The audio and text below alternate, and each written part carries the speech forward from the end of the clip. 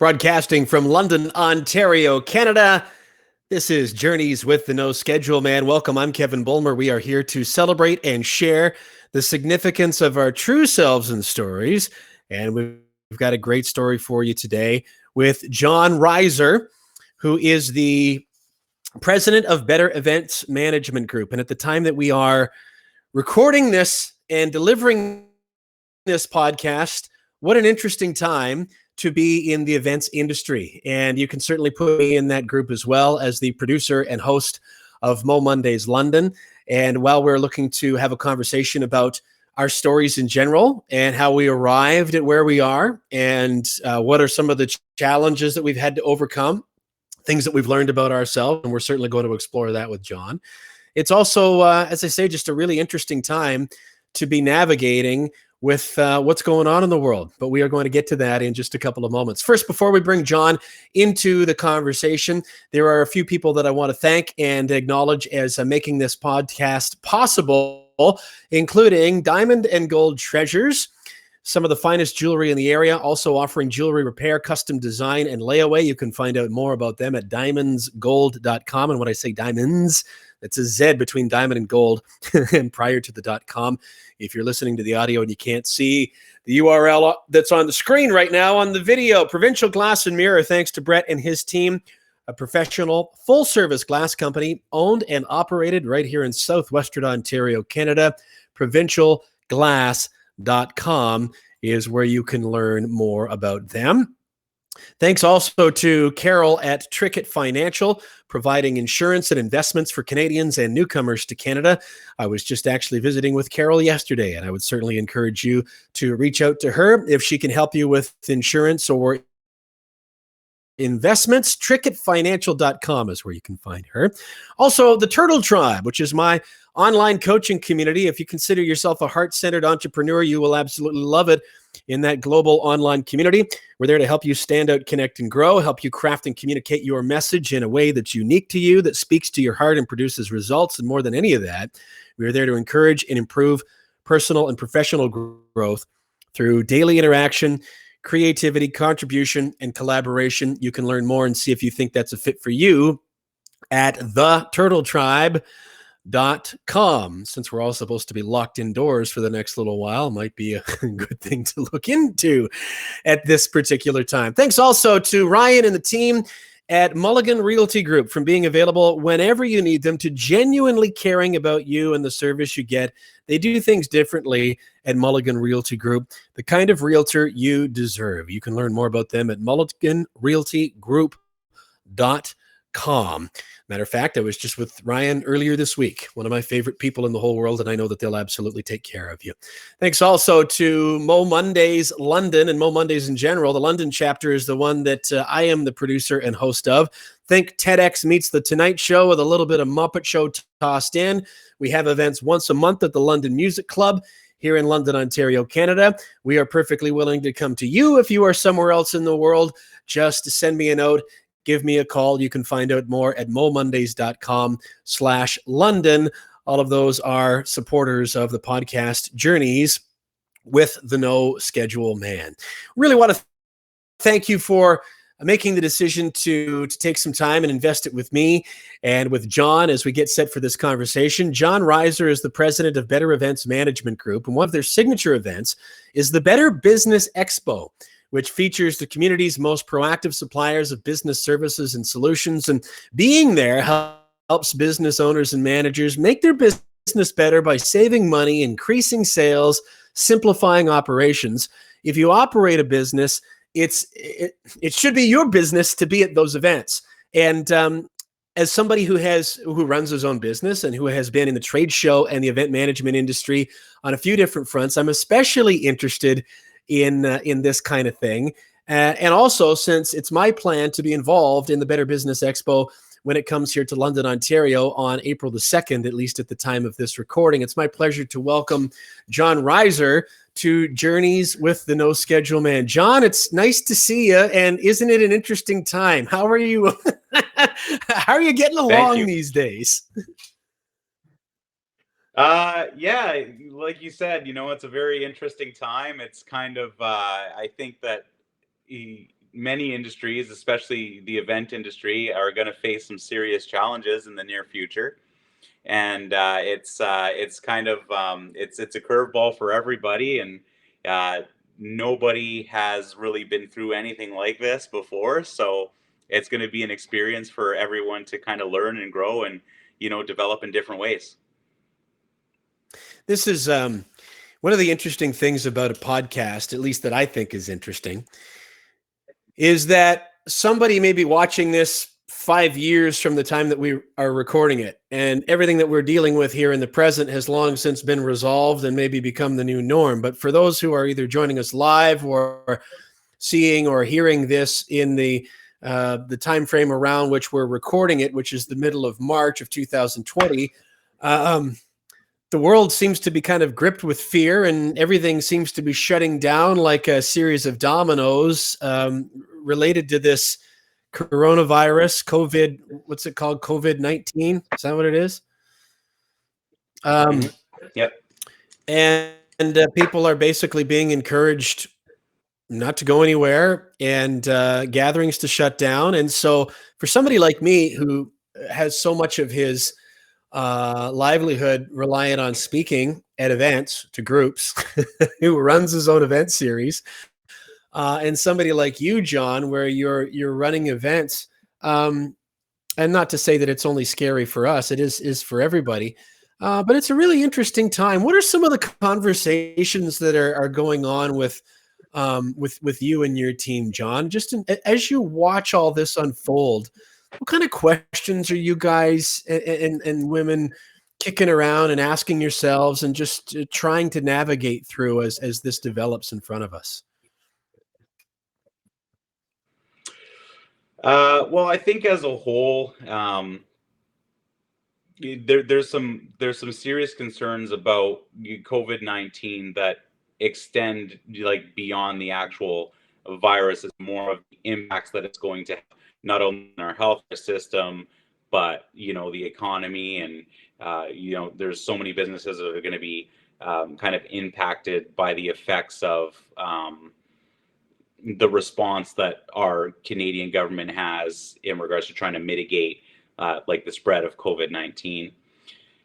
So, the conversations that we've had kind of in-house have been, what are our strategies to adapt? What type of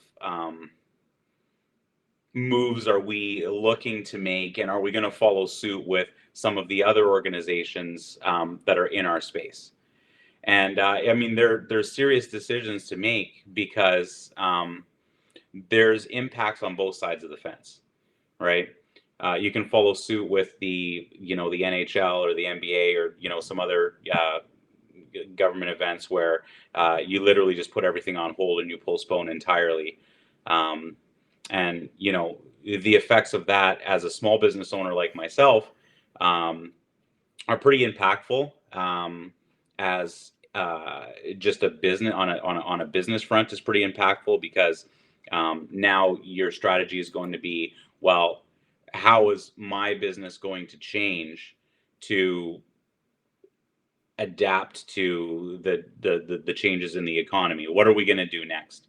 Or do you say, okay, well, what we're going to do is we're going to continue business and adapt to it as best we can, and try and kind of find that medium where you can still produce your events and deliver and support your clients, while at the same time being mindful of the situation at hand, and obviously following the advice of the officials. So it's kind of been a lot of back and forth. We've kind of we've kind of weighed the pros and cons on both sides of the fence. And to be honest with you, we're still kind of watching the situation and following the guidance of the WHO and the Canadian government and the CDC to basically see where things go. And it's just a day-to-day thing. We're gonna pivot and adapt and respond day to day as we see things develop. Yeah, we're largely in the same situation as it regards to our event series, or relates to our event series with Mo Mondays. So I run the London version of it, but there are 9 or 10 different cities where we have people that are offering events that are, relatively speaking, on a smaller scale. We had about 75 people at our most recent event from the time of this discussion. And I know, or at least I assume that that's a part of the conversation with you and your group as well. But then there's a larger narrative of, well, if even if you can make the argument that it's healthy to have, if you take the proper precautions and measurements, which in themselves seem to be a real moving target, John, and we're all learning as we go, that it's a healthy and maybe even a necessary thing to have safe areas where we can get together and connect and interact and socialize, because that, of course, is just part of the human experience. It seems really foggy to me about, well, what is the right thing if the overall narrative is encouraging isolation and quarantine and not going to gatherings. Is it the right thing to just say, well, we'll just not have it? That sounds really simple, but there are, as you hinted at in what you were just saying, there's a lot to consider here. Like, economically and how the ripple effect is going to go. But what is interesting, I think, John, is that I don't remember ever a time in my life, and I'm 45 now, where just about everybody in the world was in some version of the same circumstance. It's not like there's been a natural disaster hit one part of the world and the rest of us are watching and let's gather the resources. And Right. We're all going to have to try to figure this out together. It's going to be really interesting to look back on this podcast in 5 years, John, and see what's happened.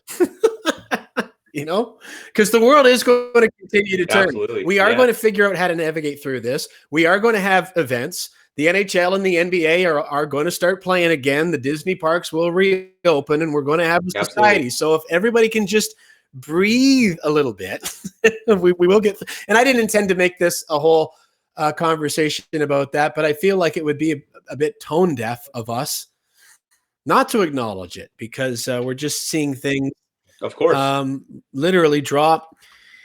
Yeah, I was like, literally before we started the conversation here, I asked you on for an interview, and I haven't stopped talking for the last 5 minutes.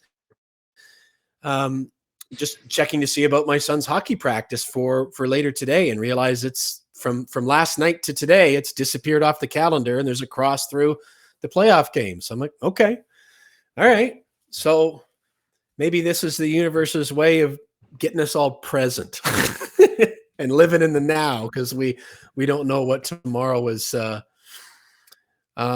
really going to look like. So I think you hinted at this already, but at least as it relates to your next upcoming events, you're really just taking it kind of day by day at this point and seeing what develops. Yeah. So, I mean, like, as it stands right now, we've kind of weighed the situation. We know that COVID-19 is a concern for many people and businesses, like in Canada and the world. And we just want to, reach out to all of our exhibitors and our attendees and let them know that we're closely monitoring and the situation, and like we're following the guidance of the Canadian government, the WHO, and the officials to do our part to help keep our community safe. But at the same time, we feel like we have a responsibility to continue to deliver an experience and a value to the people that trust us to help connect them with businesses and resources in the community. So, weighing the situation as it stands right now, we feel confident in continuing to move forward with our events and our upcoming April the 2nd event, and continuing to connect business owners and entrepreneurs with the resources that they would need for their business. But at the same time, taking precautions and doing what we feel is necessary to help keep everybody who attends these events as safe as possible. But I think it is important that we also understand and continue to have some type of remnants of continuing business as usual, I guess, for lack of a better term. I at this point, I'm under the belief that I don't think that we should just shut down the entire economy, due to the virus. And I think that, everybody needs to do their part in helping to mitigate the spread of the virus and be mindful and, wash our hands and not, get into, tight confined spaces and things like that when we don't need to. But we do what we need to. One thing that we're doing with the upcoming event on April the 2nd is we're bringing in a keynote presenter to educate businesses on how to prepare their business for the impacts of COVID-19. And we're encouraging people, to have a touchless experience, and also adding hand sanitizing stations throughout the show. And then also monitoring, the amount of traffic that we have at any one given time. And that, it's going to allow us to be prepared for any changes that should be required by officials as well. So we'll continue to proactively monitor and evaluate and respond to the impacts of COVID-19, and keep, all of our contacts informed, and all of our exhibitors and participants informed on any changes that may need to be made to our schedule moving forward. It's in a moment, I'm going to invite us to switch the narrative to talking more about what the Better Business Expo actually is. I want to reiterate that London is just one of many events. So this is something that not only is a key part of the communities that you go to, but just what we're learning here, what all of us are learning, is something that I think we're all going to have to assimilate into what we all do on a day-to-day basis, and how we do business. And so what you've just offered about what is going to be offered through the training that you just mentioned to help us all start to get a handle on that. Those are really healthy and I think necessary conversations. But it's interesting. Every once in a while, something comes along that just changes things from that point forward. I mean, September 11th is an obvious one.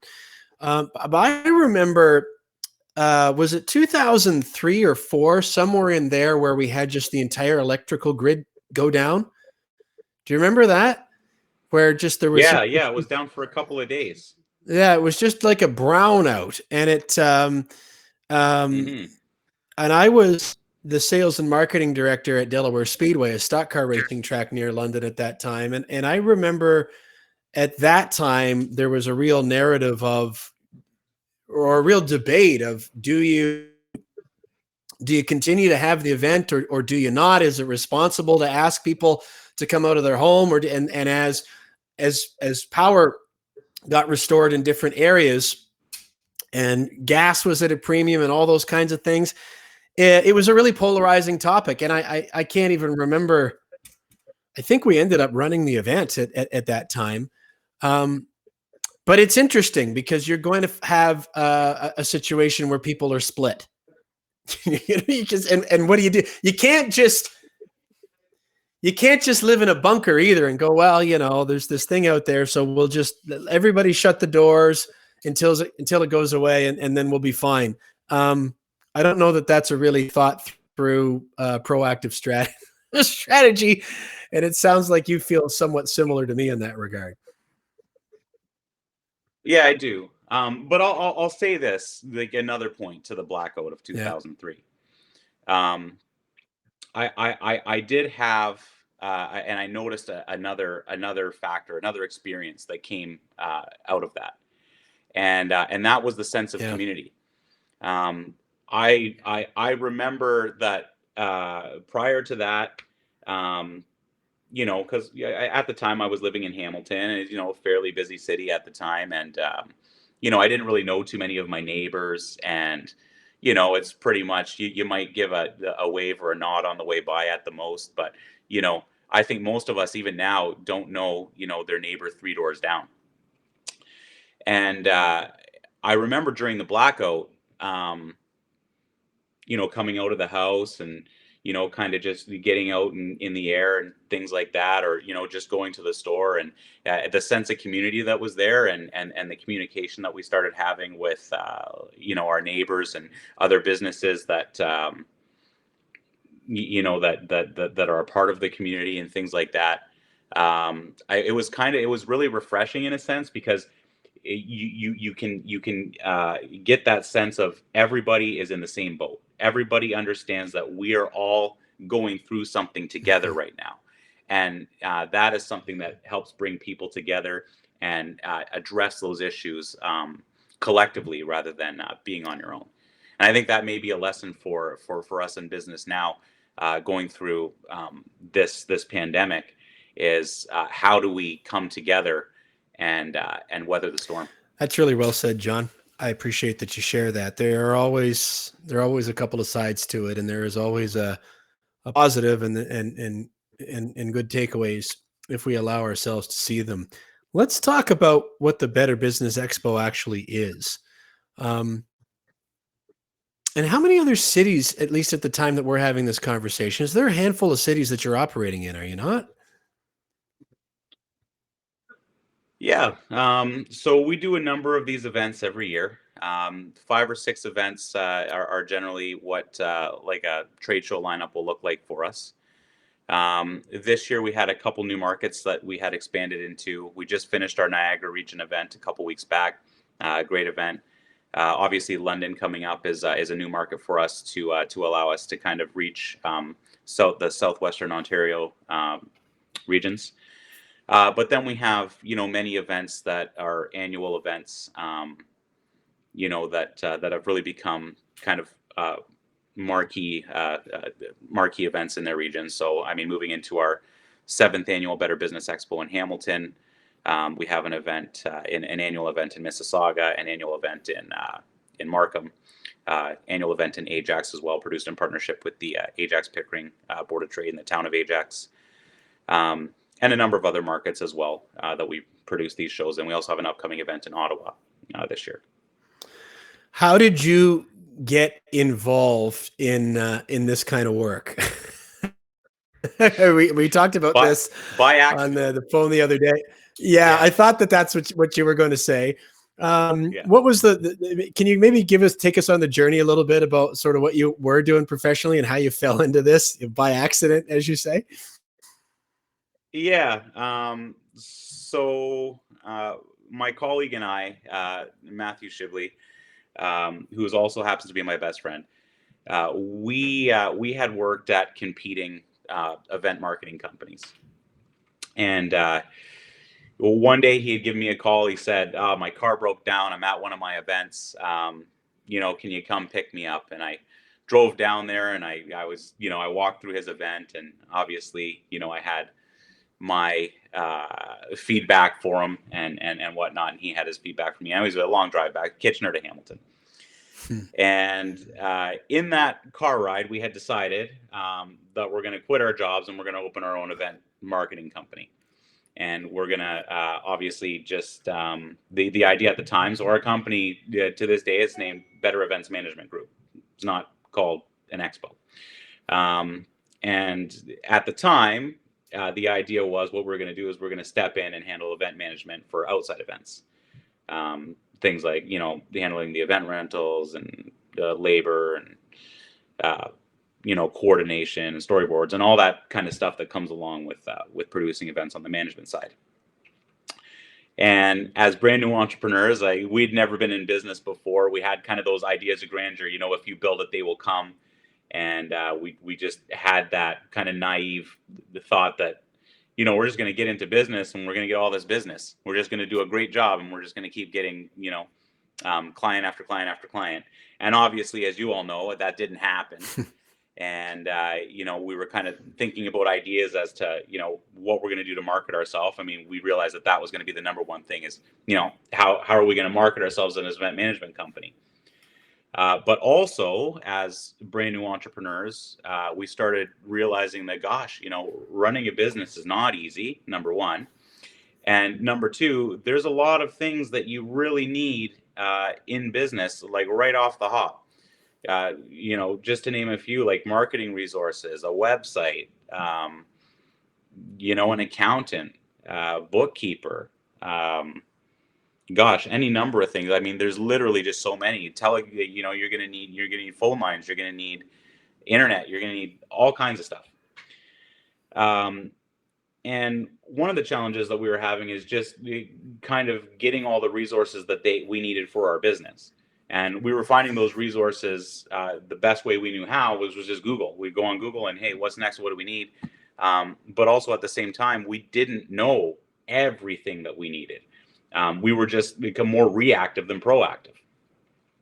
So then the light bulb went off and we said, hey, well, what better way to promote ourselves than to host our own in-house event? And obviously, as new entrepreneurs, we're seeing a need in the marketplace to find all the resources that we're going to need to get ourselves, to the next level and, where we need to be and to keep us in business, really. So we developed the Better Business Expo. We hosted our first event in July of 2014.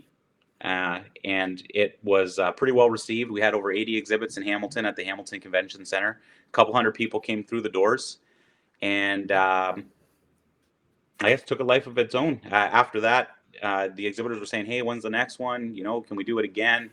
So we did another one a couple months later in Oakville, and then a couple months later in Brampton, and then I guess the rest is history. The event took a life of its own, and now the Better Business Expo takes up 90% of our year.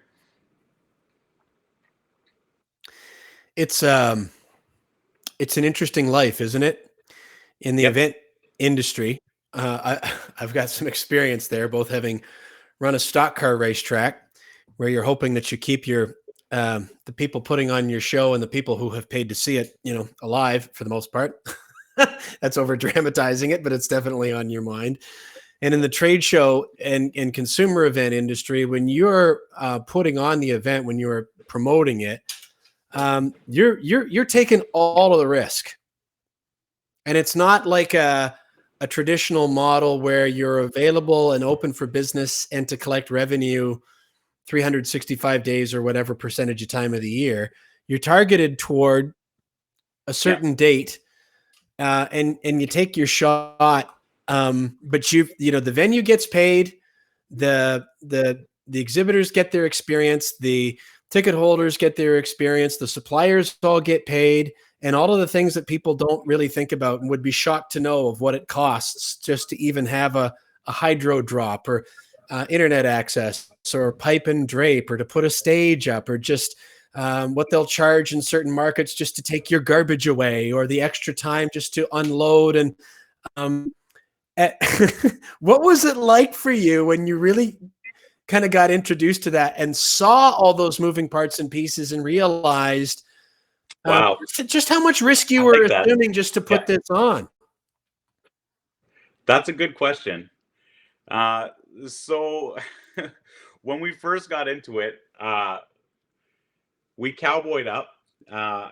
So I remember because we were working on a shoestring budget for the first event, and I remember having a couple meetings with suppliers, just acting like I made the rules.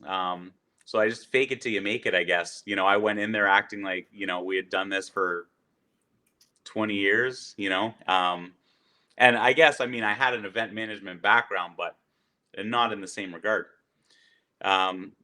So I remember having meetings of, with suppliers saying, okay, well, here's the contract, and this is how much we put down, and this is, here are our terms. And it was surprisingly, it went better than expected, and we were able to produce the event on the momentum of the event itself. But I find it interesting the kind of the comments that you made there regarding like how much risk you do take, and like what the cost of certain things are, and really a lot of the behind the scenes stuff that people don't see. And I just kind of, it took me back to the early days when we were very naive in that regard as to how it works and what the negotiations look like and things like that. And if I go back and I think now, like, yeah, we were probably taken advantage of quite a few times before we've been around the block enough to actually like negotiate properly and and realize, you know, how the dance is done and that kind of thing to produce these events. Yeah. I don't. It wasn't my intention that you were going to require therapy after this conversation. I hope I hope I'm not traumatizing you with any of those memories. Um, No, but good. I've been there. I know what that's like, and it's a different kind of a business. I love the term, by the way, cowboyed up. Yeah. Because you, I wonder if that's similar to me. What I'm thinking when I, refer to things that cause me to guzzle Pepto Bismol and then move forward anyway. But even something as fundamental as Mhm. finding a date, finding the venue that's right for the event and securing the date sounds like it would be simple as falling off a log.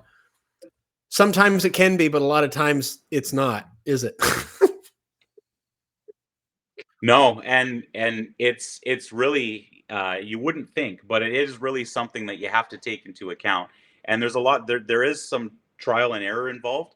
But at the same time, like, you can make a pretty good, um, educated bet on when you should host an event, depending on the type of event that you're looking to host.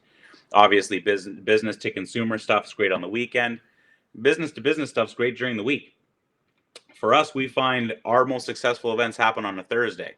And when we survey our audience, that defines it, because our audience calls for events on a Thursday. Um, but dates are very important, and that really gets into your attention to detail, as managing an event, and as the production company that puts it together. A date can really, impact the success of an event.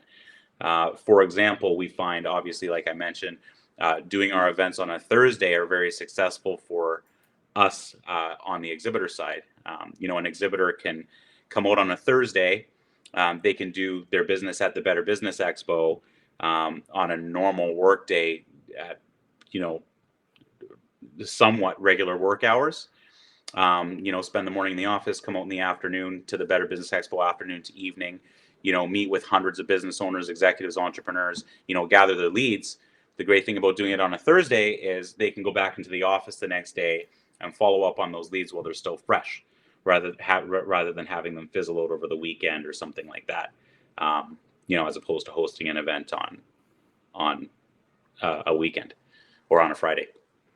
But on top of all of that as well, there are things also to watch out for, that you may not think, like, uh, our kids in school, is it March break, or is there a holiday coming up? Or, what other events are happening on that day? Do I want to really split my audience to compete with, something else that's going on? So there's things to look out for and things to be mindful for. And it's all part of the event planning process. So the date is so important. What's it like, or how different is it, if at all, city to city? Because you're not only dealing with different venues, but you're dealing with different, I don't know if culture is the right word, the business culture, cliques, expectations, rhythms, and things like that. So on the surface, it might seem to somebody like, well, here's the model. This is what this event is. We'll just take this model from here and then we'll plop it here and it'll work the same everywhere. But not all markets are behave the same way, do they? I mean, what's it like trying to apply a No. similar model in different cities? What comes to mind? So I don't know if I should tell this story or not. Um, okay, so we learned our lesson, a few years back when we hosted an event in Brantford. So we had been we were a few years in at that point, producing Better Business Expos, and I mean, reception, from, city to city, region to region, had been relatively similar.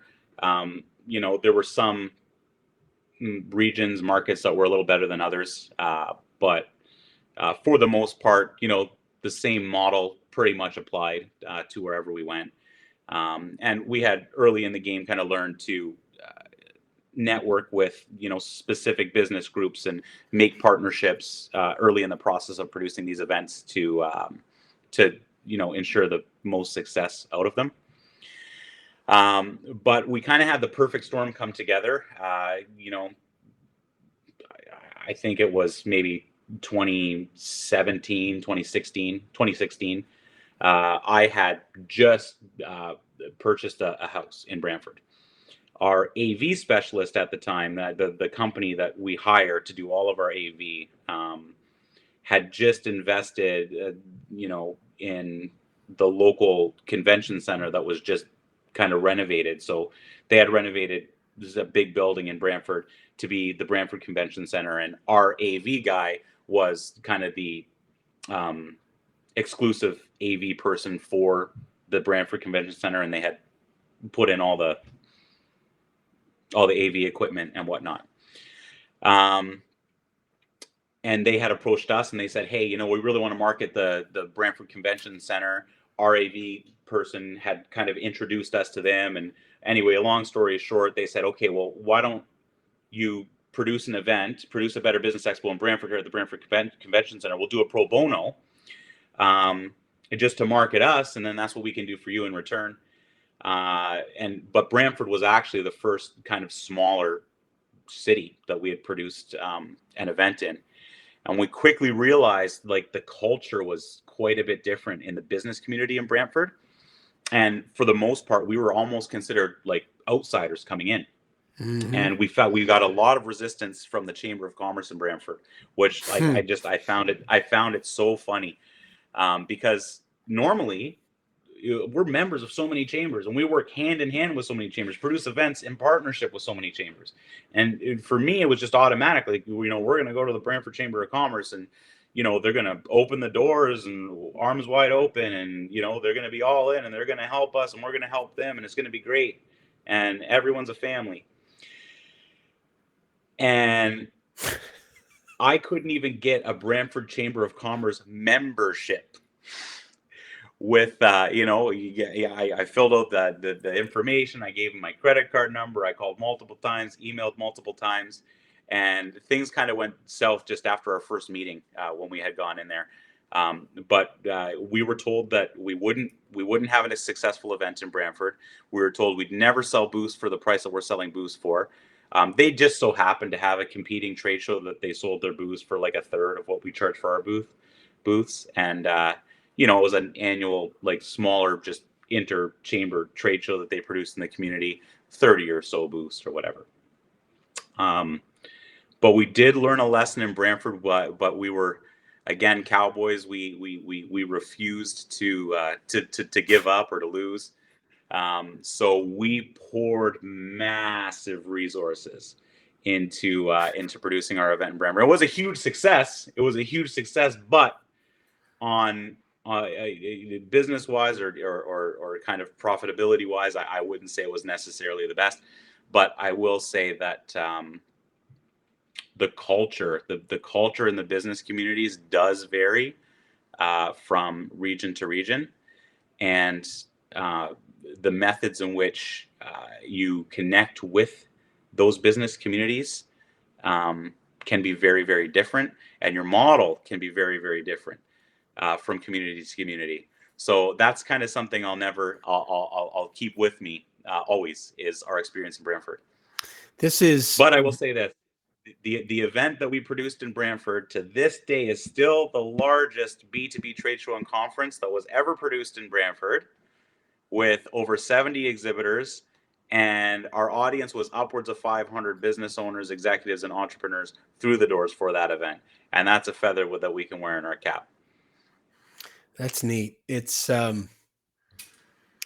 really valuable insight and experience and sharing, John. And thank you for sharing. I think it's important for other people to hear about these kinds of things, that depending on what your idea, whether it's a business model or creative project or something is, that these are things that, whether we take them into consideration or not, become considerations the more that we move forward.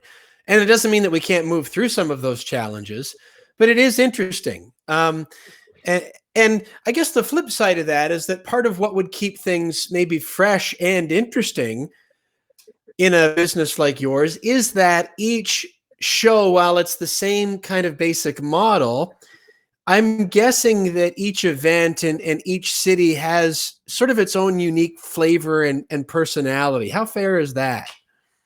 Oh, absolutely, it does. Very fair.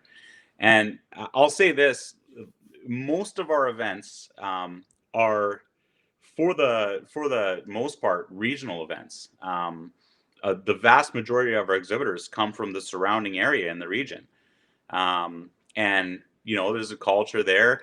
A lot of these guys, they all know each other, um, and your cross section of businesses that they come out and take part, it does vary from city to city, like even in the industries that you see at some of these events.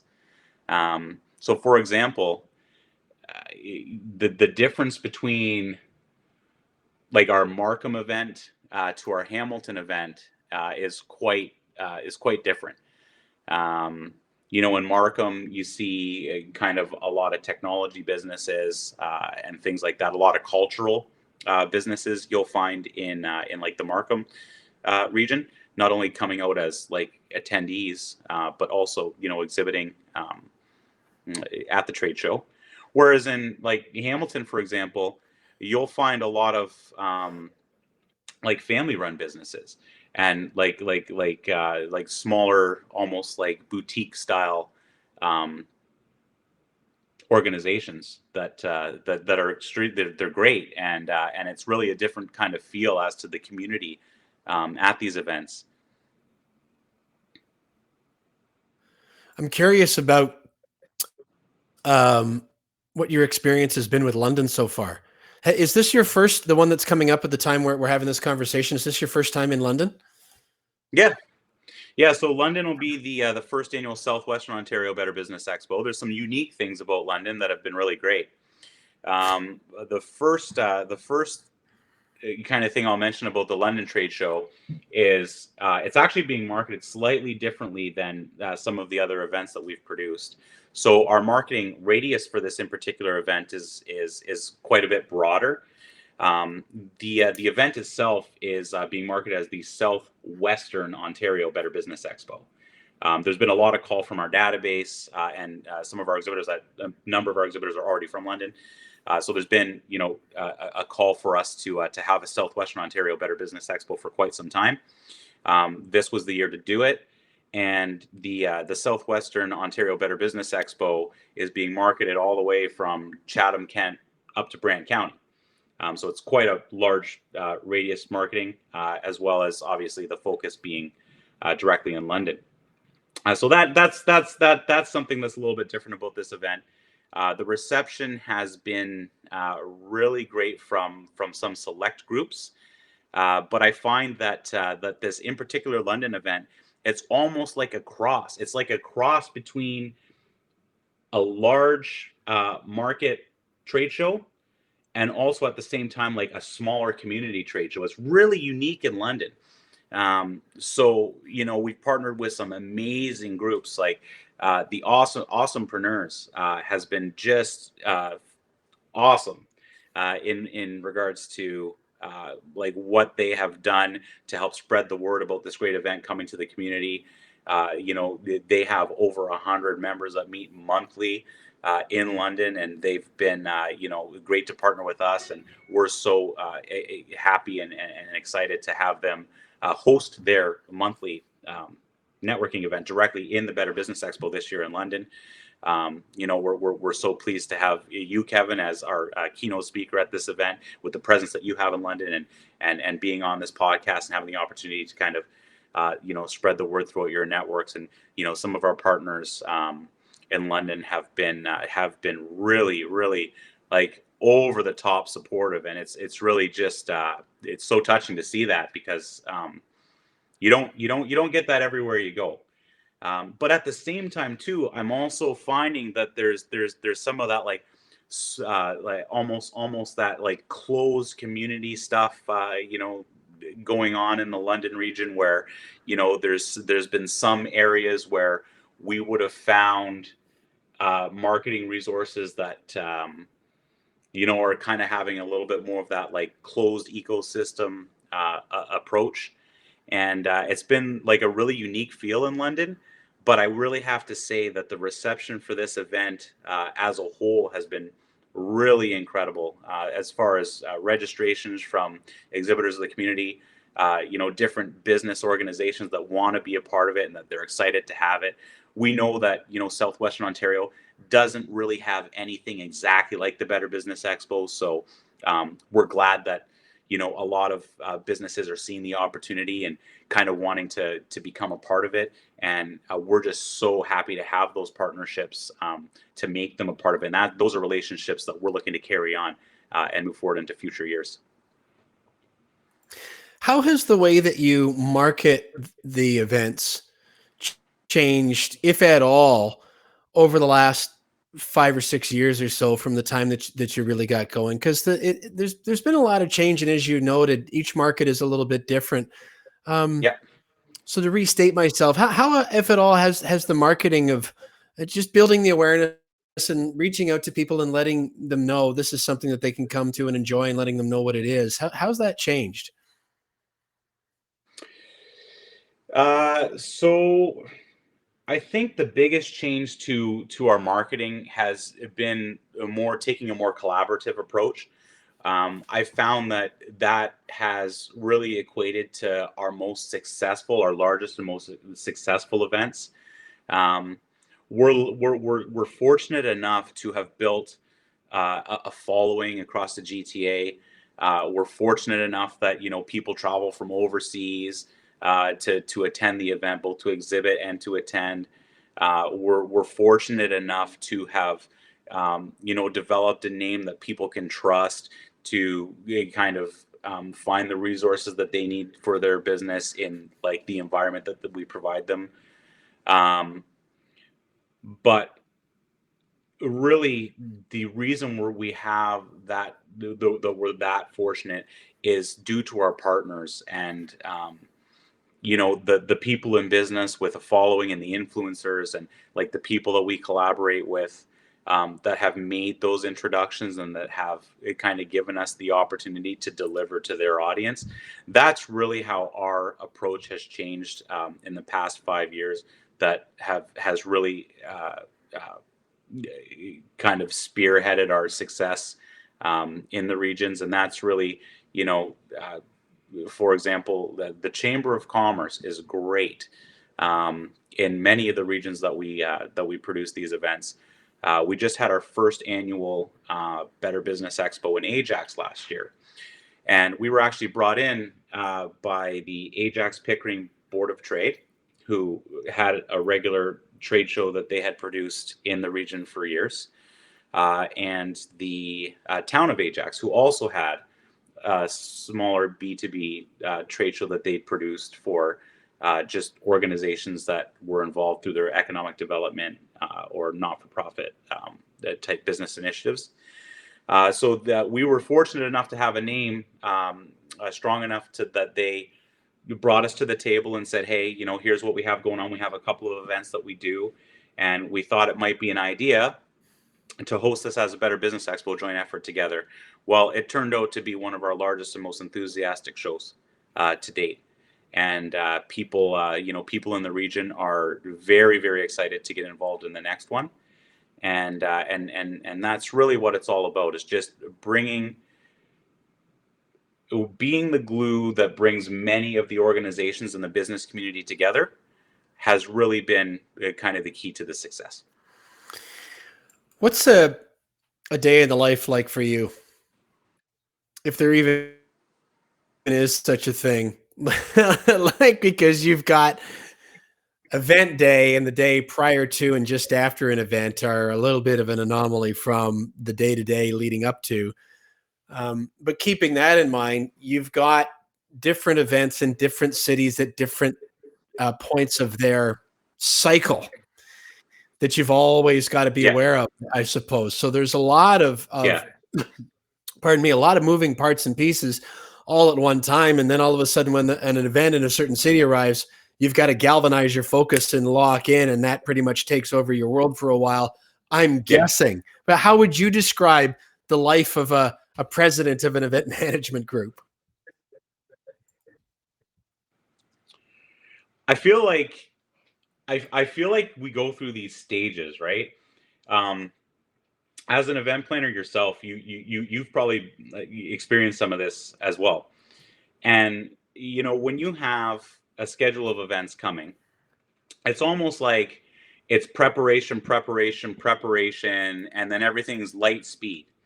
Um, and like you say, it's really demanding a large portion of your time and your focus in a very short period of time approaching the event. And the closer the event gets, the more of your focus it demands. And it really just comes down also to human nature as well, and uh, people's buy-in and reception of things as they become more relevant. So a day in the life, I don't know. We go through different phases, I guess, when we're producing events. We go through the planning phase where a lot of it's just like paper and pen and like dotting the i's and crossing the t's as far as like what the event should look like in the vision. And then we go into the next phase where it's promotion and prep, where you're kind of lining up all of your exhibitors. You're starting to uh, spread the word, and it's kind of that's kind of like you're jogging. And then so you're let's take a step back. So in the planning process, you're walking, right? And then in the promotion process, you're jogging. And then when you're 2 weeks before an event and it's all event coordination, and you got over 100 exhibitors that are demanding your attention, and you got inquiries coming in every day, and you're juggling final preparations, well, that's when you're basically running. And it's just that up and down cycle constantly with event management. Trying to decide how to word this gently. But it has to do with how proactive different markets are or not. Because have you, for instance, do you find a lot of things coming together, whether it be potential exhibitor expectations and or general public buying tickets or admission, that kind of a thing, coming together really late in the game? Or do you have a market or two that is particularly proactive? Or is it kind of my experience is that it was always an equal mix, but you always really appreciated those who were really on top of things and very proactive and detailed about things, but you didn't necessarily expect that because they were rare. What's your experience there? Ooh, yeah. Okay.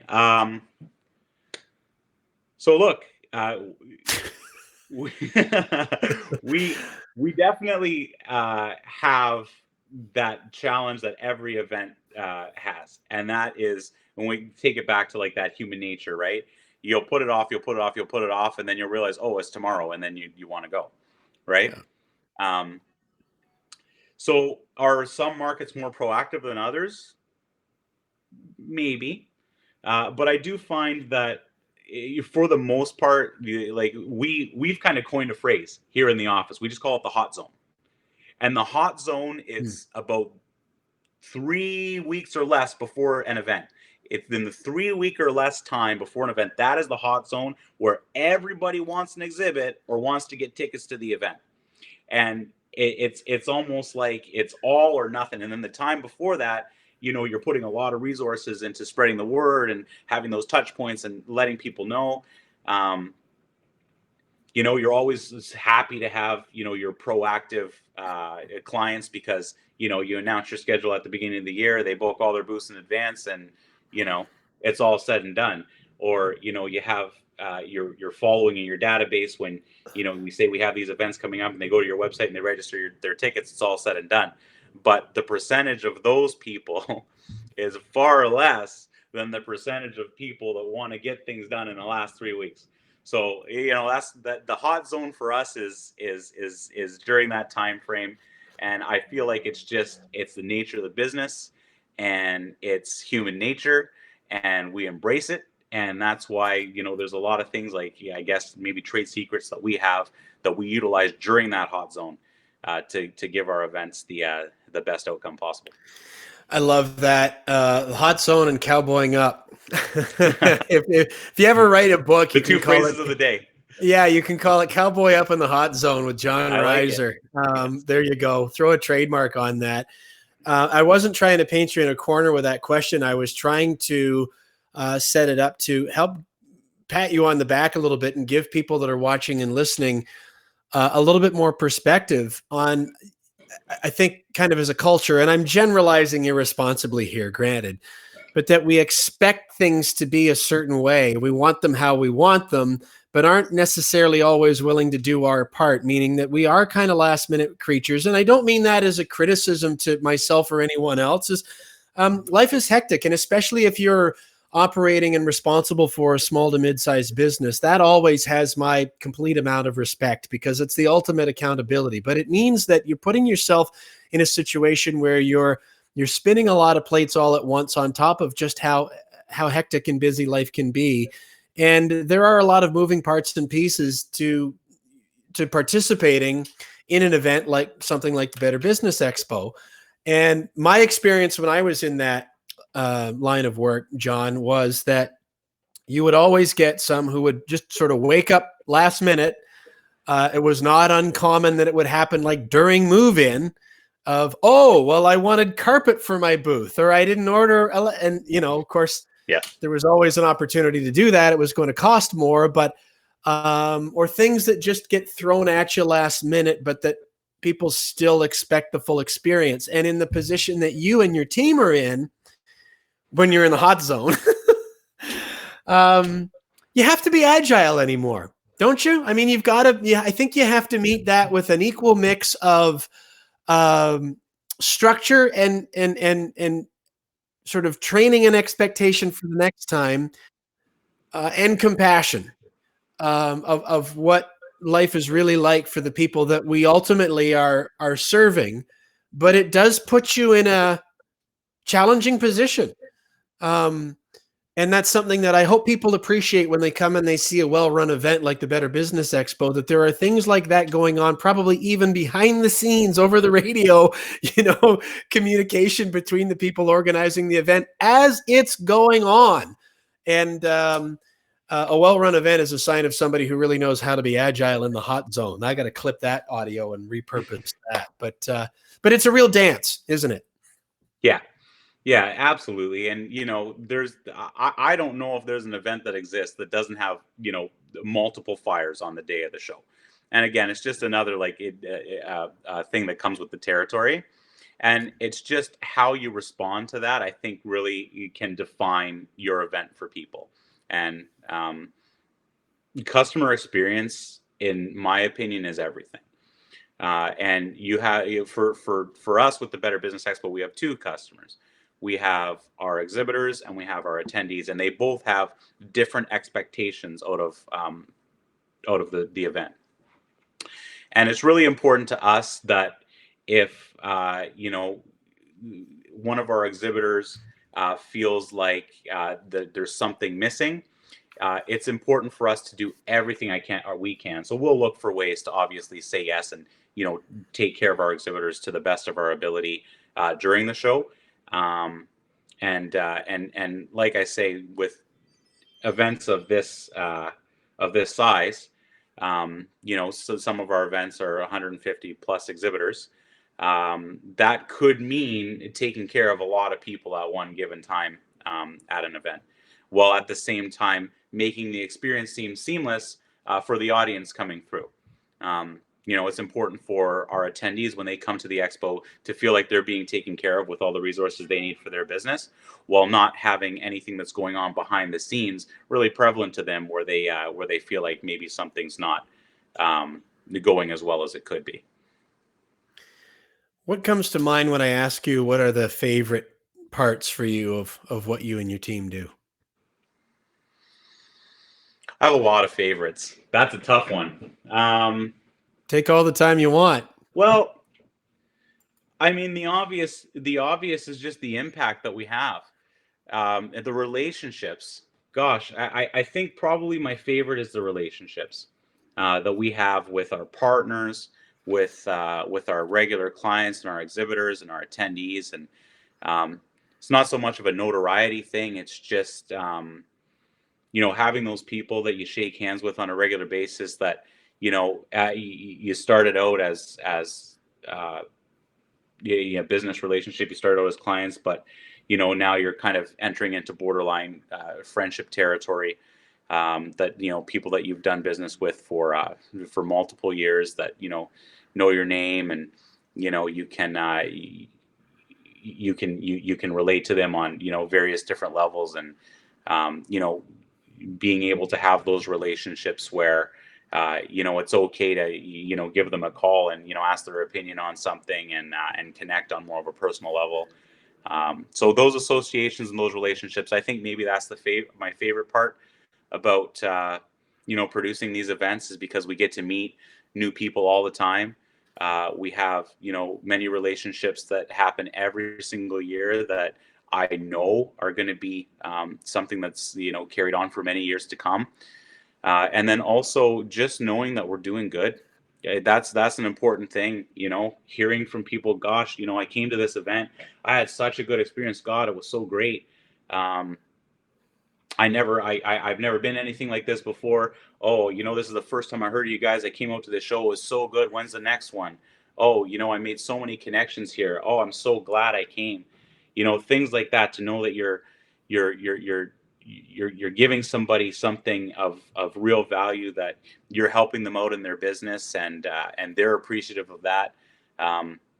That's a really rewarding feeling. And I like that. I had the impression right from our very first conversation that that you were a person who really is genuine in his relationships and really does want to make a positive contribution. And I haven't seen or heard anything in the time since to have me change my mind on that initial perception, including this this conversation. And one way or the other, John, you're always going to remember your first planned trip to London. For at least for the Better Business Expo, Yeah, kind of back to where we started. But this is this is but a chapter in time, and it'll be interesting to see what the future holds. And I really believe that it's bright for you, and I love what you're doing. What would be what you would suggest for anyone who wants to look into maybe having you host an event, maybe in their city, exhibiting at a current event, or just getting some more information? What's the best thing to do? So anyone who's interested in taking part in the Better Business Expo, that's whether you're interested in coming as an attendee or an exhibitor. There's value in both. It really, if you're in business, it's your business to be there. And as someone interested in becoming an exhibitor, obviously, I mean, it's a great resource to connect you with potential clients. But if you're looking to come in as an attendee, you're going to find, every resource that you need for your business in one day under one roof. If you're looking for more information, you can find us at betterbusinessexpo.ca, and you can check out a list of our upcoming events, the different cities we're entering into, and even submit an exhibitor application or grab some tickets. John, the time goes by quickly. Thank you for investing some of yours with me and with the people who will watch and listen to this, and for sharing your story. I think it's helpful to other people to hear about the entrepreneurial journey and the twists and turns and the challenges and the good stuff as well. And we can all learn from each other. But it is an investment in time that you've made, and I really do appreciate that. Thank you for yours, and I look forward to. For all being well, and to see you a couple of weeks from the time that this is recorded, and hopefully lots more times besides as the future unfolds. It's great to make the new connections, and thanks again for your time here today. Thank you, and appreciate you having me. Absolutely. That's John Reiser. John is the president of Better Events Management Group, and at the time of this recording, we're just a short time away from the first Better Business Expo here in Southwestern Ontario, in London, Ontario, Canada, which is scheduled for April 2nd at the Marconi Club of London. And as John mentioned, betterbusinessexpo.ca. And you don't have to be here in London. It doesn't even have to be spring of 2020 for you to look into what John and his team are doing. As you heard, if you listened to or watched the conversation There are a lot of different cities already in operation, and as time goes forward, I'm sure that I'll expand because they're doing a great job. And appreciate John's time here today. Appreciate yours as well. Thanks also to Diamond and Gold Treasures, Provincial Glass and Mirror, Trickett Financial, the Turtle Tribe online coaching community, Mulligan Realty Group, and Mo Mondays London for the support of this podcast. This is episode 100. We've hit the century mark, and we will put a blog post, a show notes post together at noscheduleman.com that'll have links to the Better Business Expo so that you can stay up to date. You'll be able to stream and or download the audio and the video of this episode, or choose the channel that suits you best so that you can listen or watch on the go, whether it's Apple Podcasts, Google Play Music, iHeartRadio, Stitcher, YouTube, Facebook. We'll make sure that this episode is available on demand for good on all of those channels, and hope that it's helpful to you. So thanks again very much for watching and listening. I'm Kevin Bulmer on behalf of John Reiser. This is Journeys with the No Schedule Man. We'll see you next time.